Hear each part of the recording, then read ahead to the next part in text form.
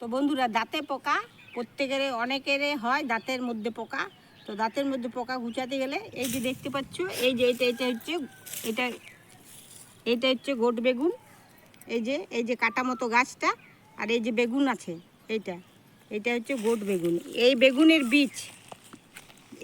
বীজটাকে বার করে নিয়ে তারপরে রোদে শুকাতে হবে। শুকার পর তারপরে একে একটা পাতলা কাপড় সুতার পলিতার মতো করে নিয়ে প্রদীপের মতো দিতে হবে একটা সলতে। তারপরে ওইটাকে একটা পাতলা পাইপ দিয়ে ফু ফু করে এখানে দাঁতের মধ্যে মানে তাপটা দিতে হবে এর।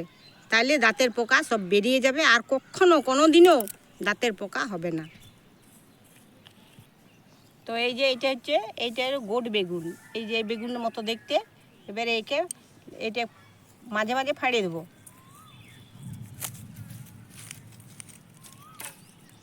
এই বীজটা নিয়ে শুকাতে দিতে হবে, পুরো রোদে শুকায় যাবে। তারপরে একটা পাতলা কাপড় দিয়ে সলতে পাকায় নিয়ে প্রদীপের শিকার মতো ওইটা গরম করে আর দাঁতে লাগাতে হবে। তাহলে দাঁতের পোকা বেরিয়ে যাবে, জীবনেও দাঁতের পোকা হবে না। এই যে বীজটা।